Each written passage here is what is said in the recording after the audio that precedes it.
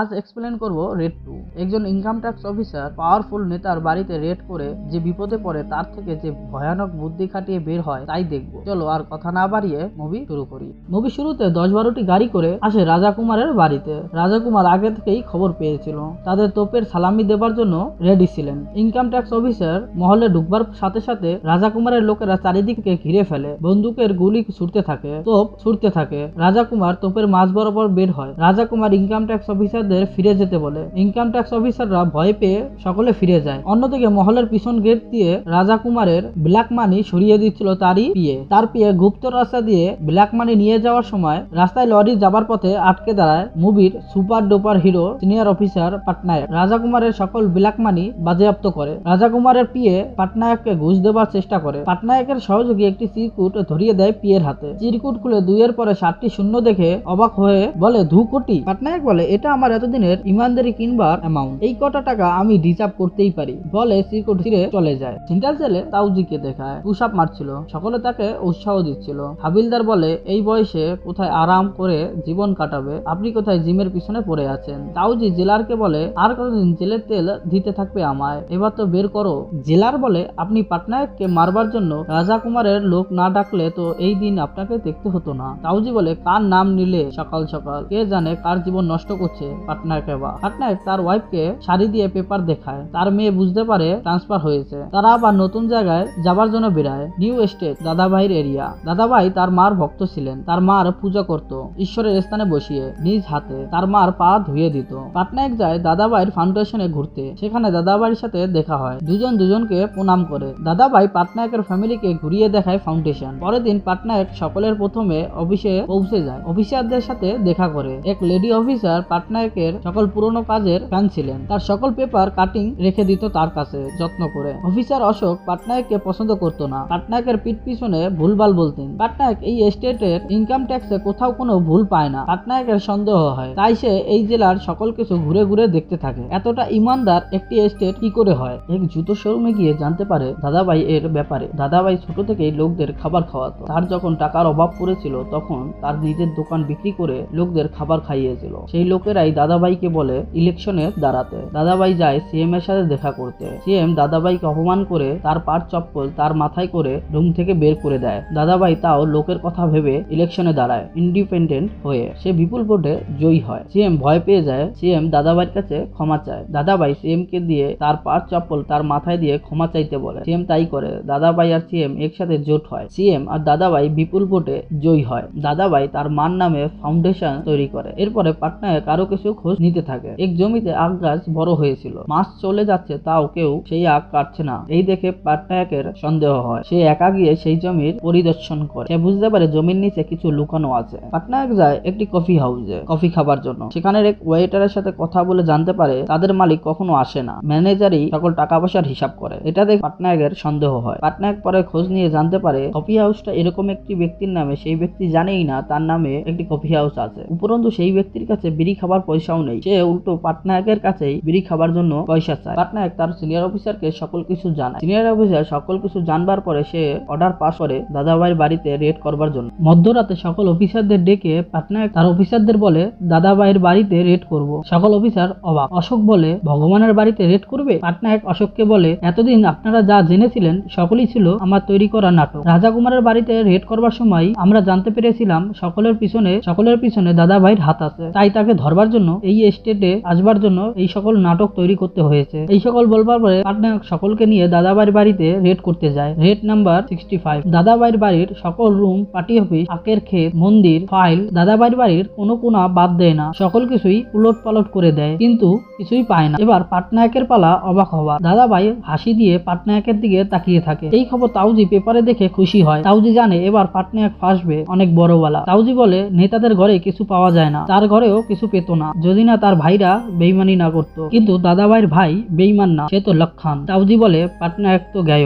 পাটনায়ক ফাউন্ডেশনে যাবার কথা বলে। ফাউন্ডেশনের দিকে যাবার পথে দাদাভাই বলে ফাউন্ডেশনে আমার সাথে চলুন, জনতা ক্ষেপে আছে আপনার উপরে। ফাউন্ডেশনে যাবার পরে পাটনায়ক দাদাভাইয়ের হাতের মূর্তির স্ট্যাচুর পরীক্ষা করতে বলে। সোনা বলে টেস্ট করলে দেখা যায় ওটা সোনা না, পিতল বেরায়। পাটনায়ক পকেট থেকে সোনা বের করে বলে এটা টেস্ট করো, এটা আমি এখান থেকেই নিয়েছি। টেস্ট করে দেখে বলে হ্যাঁ এটা সোনার, কিন্তু এটা পিতল। পাটনায়ক আবার অবাক হয়। পাটনায়ক উত্তেজিত উত্তেজিত হয়ে বলে পাটনায়ক বলে অ্যাকাউন্টস রুম খোলো। অ্যাকাউন্টস রুমে যাওয়ার পরে দেখে সেখানেও কিছু নেই, চারিদিকে শুধু বই আর বই, সুন্দর করে গুছিয়ে রাখা। ফাইনালি বাইরের জনতা পুরোপুরি খেপে যায়। দাদাভাই পাটনায়কের কাছে এসে বলে চলুন আপনাকে বাইরে নিয়ে যাই এদের হাত থেকে বাঁচিয়ে। পাটনায়ক দাদাভাইকে বলে এক রাতের মধ্যে এত সব জিনিস কোথায় সরিয়ে দিলে? বাইরের দিকে নিয়ে যেতে যেতে দাদাভাই বলে আমি আপনার উপরে আরো আগে থেকেই নজর রেখেছি। আপনি রাজা কুমারের বাড়ি রেড করার পরেই এখানে চলে এসেছেন, আমি বুঝতে পেরেছি আপনার কোনো মতলব আছে। পাটনায়ক বলে এত সোনা কোথায় নিয়ে লুকিয়েছ? শ্রীলঙ্কায়। পাটনায়ক ক্ষিপ্ত জনতার মাঝখান থেকে বের করবার সময় এক মুরব্বী পাটনায়কের উপরে এসে পড়ে, পাটনায়কের পকেটে কিছু দিয়ে দেয়, পাটনায়ককে সাসপেন্ড করে দেয় উপর মহল থেকে। দাদাভাই বলে সাসপেন্ড না, ওকে ডাইরেক্ট ওর শ্বশুর বাড়িতে পাঠিয়ে দেওয়া হয়েছে। পাটনায়ক তার শ্বশুর বাড়িতে বসে হালকা কিছু খাবার খেয়ে উঠে যায়। পাটনায়ক মুরব্বী দেওয়া চিরকুট পড়বার পরে তার এক ফ্রেন্ডকে কল করে নেহা রাঠোরের ব্যাপারে খোঁজ নেবার জন্য। তার নামে 80 বিঘা জমি ছিল, সে সুইসাইড করেছে, সেই সকল সম্পত্তি দাদাভাইয়ের নামে ট্রান্সফার হয়েছে। পাটনায়ক তার আরেক ফ্রেন্ডকে কল করে হেল্প চায়, সে কিছু ডকুমেন্ট দেয় দাদাভাইয়ের বিরুদ্ধে। পাটনায়ক যায় সেই সকল মেয়েদের সাথে দেখা করতে যাদের জমি নিয়ে রেলে চাকরি দেওয়া হয়েছে। দাদাভাই তাদের বিপদের সুযোগে তাদের সম্মানহানি করেছে, কিন্তু কোনো মেয়ে পাটনায়ককে কোনো কথা বলতে রাজি হয় না, সকলে তাকে এড়িয়ে চলে যায়। পাটনায়ক যায় তার সিনিয়র অফিসারের সাথে দেখা করবার জন্য। সে বলে তুমি এখন কোনো দায়িত্বে নেই, তাহলে কেন শুধু এত হেডেক নিচ্ছ? পাটনায়ক তাকে সবকিছু খুলে বলে, তাকে বোঝায়। সিনিয়র অফিসার বলে তোমার সাপোর্ট দেবার জন্য তোমার মতোই ইমানদার কাউকে লাগবে। পাটনায়ক বলে স্যার ইমানদার না, বেঈমান। সিনিয়র অফিসার বলে কি, কে সে? পাটনায়ক যায় উকিলের সাথে দেখা করবার জন্য, তাকে টাকা দিয়ে দাদাভাইয়ের বিরুদ্ধে ল্যান্ড ফ্রড স্ক্যাম কেস করবার জন্য। পাটনায়ক কল করে দাদাভাইকে, বলে কোর্ট পেপারে তোমার সকল কুকর্ম লেখা আছে। নেহা রাথোর এক রেল কর্মচারী সাধারণ, এত সম্পত্তি কিভাবে কিনলো? দাদাভাই বলে তুমি কিছুই জানো না। পাটনায়ক বলে আমার জানতে হবে না, ওটাই সকল কিছু জেনে নেবে। ইনকাম ট্যাক্স অফিসে নতুন অফিসার আসে, অফিসে এসে হাঁটু গেড়ে প্রণাম করে। তার নাম ললান সুধীর। সকলের সাথে আলাপ করে বলে রেড করবার আগে আমরা সকলকে সকল কিছু জানাবো, ওদেরও লাভ আমাদেরও লাভ। রাত্রিবেলা যায় দাদাভাইয়ের সাথে দেখা করবার জন্য, তাকে পকাবার জন্য, তার মার হাতের রুখা সুখা রুটি খাবার জন্য। দাদাভাইয়ের সেক্রেটারি যায় উকিলের সাথে দেখা করতে, উকিলকে তাদের সাইডে করবার জন্য। উকিল 2 কোটি টাকা চায় তাদের কাছে মাত্র। দাদাভাই তাতেই রাজি হয়। পাটনায়ক দেখা করে তাকে আইডল মনে করা সেই মেয়েটির সাথে, তাকে টিপস দেয় দাদাভাই টাকা কোথায় লুকিয়ে রেখেছে। পাটনায়ক বলে সে গিয়ে তার সিনিয়র অফিসারকে সেই খবর দিক। গীতা গিয়ে সুধীর বাবুকে টিপসের কথা বলে, তারা রেড করে জমিদারের বাড়িতে। সুধীর বাবু ফ্রিজ দেখে বলে ঠান্ডা জল খাবো। ফ্রিজের উপর হাত দিয়ে বলে ফ্রিজ বাইরের থেকে গরম না থাকলে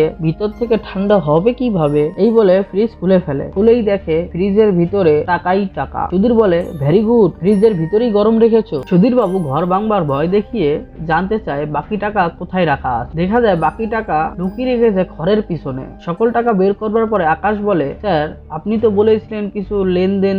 সুধীর বাবু বলে হ্যাঁ নিয়ে তো নিয়েছি, এবার ওরা কিছু দিলে তাহলেই আমাদের পকেট ভরবে, বলে টাকার বাক্স নিয়ে চলে যায়। পাটনায়ক কল করে দাদাভাইকে বলে তুমি চক্রব্যূহের মধ্যে পড়ে আছো। দাদাভাই বলে পাণ্ডব কবে থেকে চক্রব্যূহ বানাতে লাগলো? পাটনায়ক বলে আমি কবে বললাম আমি পাণ্ডব, আমি তো পুরো মহাভারত। সুধীর বাবু এসে দাদাভাইয়ের পায়ে পড়ে থাকে, বলে আমি জানতাম না এটা আপনার টাকা, এখন তো আর কিছু করতে পারবো না, এরপর থেকে এটা আর হবে না। দাদাভাই তার ছোট ভাইকে পাঠায় মুম্বাইতে টাকা আনবার জন্য, ওখানেও রেড পড়ে, সকল টাকা নিয়ে যায় আয়কর বিভাগ। দাদাভাই অবাক হয়ে ভাবতে থাকে এত সব খবর পাটনায়ক পাচ্ছে কোথা থেকে, কে দিচ্ছে তাকে? দাদাভাইয়ের সেক্রেটারি বিনয়ের সাথে দেখা করে পাটনায়ক। বিনয় আর কেউ না, পাটনায়কেরই কলেজ ফ্রেন্ড, সেই সকল খবর দিচ্ছিল দাদাভাইয়ের ব্যাপারে পাটনায়ককে। দাদাভাইয়ের সন্দেহ হয়, তাই সেক্রেটারিকে কল দিয়ে বলে উকিলকে ফার্ম হাউসে নিয়ে আসতে।